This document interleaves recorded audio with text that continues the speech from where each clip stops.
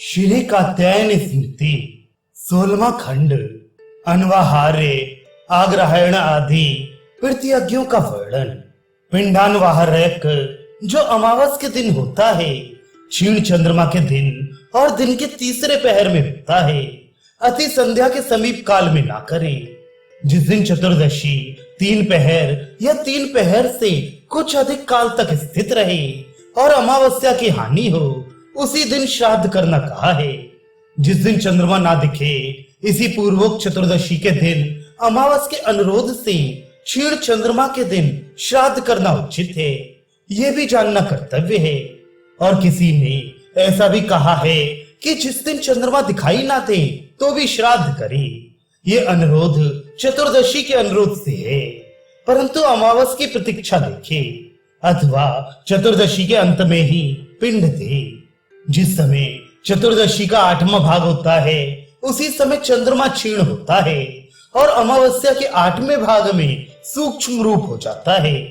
चंद्रमा की गति जानने वाले कहते हैं कि अगहन और ज्येष्ठ की अमावस, इन दोनों में चंद्रमा की गति विशेष होती है, परंतु इन दोनों अमावसों में पहले पहर में तो चंद्रमा रहता है और एक कला का चौथा भाग रहता है।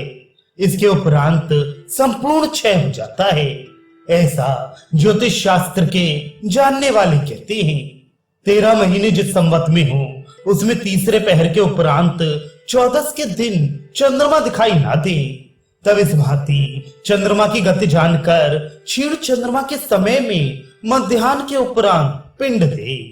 यदि कदाचित अमावस में चतुर्दशी का मेल हो जाए तो उसे कोई तो खरवेता और कोई गताध्वा कहते हैं। यदि दूसरे दिन 3 पहर या उससे भी अधिक अमावस हो तो उस दिन प्रतियज्ञ श्राद्ध होता है। पक्ष के आदि का चरु, गोदुग्ध में पकाया साठी का चावल पक्ष के आधे में मध्याह्न के समय में पूर्व विध में करे। ये किन्हीं गिनानी ऋषियों का कथन है। वेद में ऐसा लिखा है कि मनुष्य पिता के जीवित रहते हुए कृत कर्म में अधिकारी नहीं है। जीवित पिता को अन्न आदि दान छोड़ के अन्य कुछ भी कृत कर्म ना करे। पिता, पितामहा, फिर पितामहा, इन तीनों को 3 पिंड देना उचित है।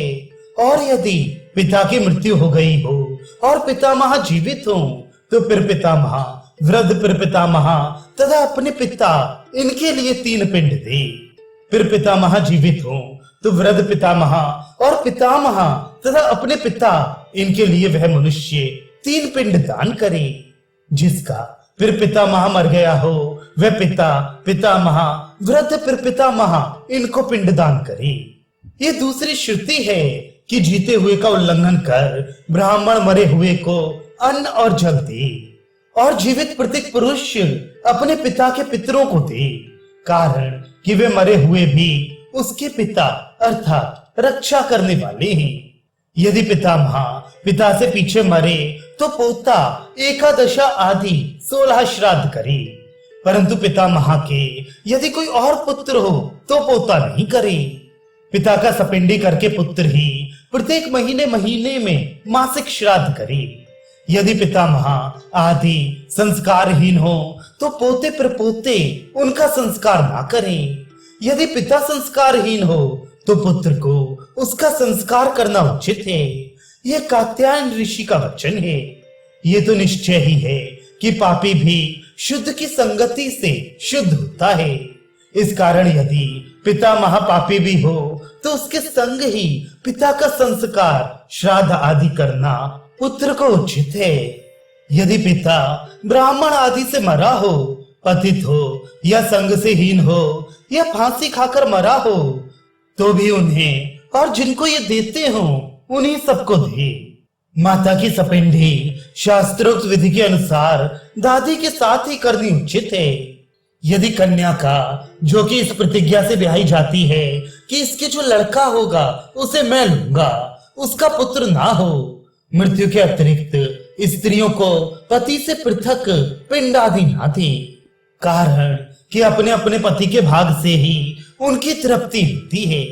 पुत्री का पुत्र पहला पिंड माता को, दूसरा नाना को और तीसरा पिंड पर नाना को दे।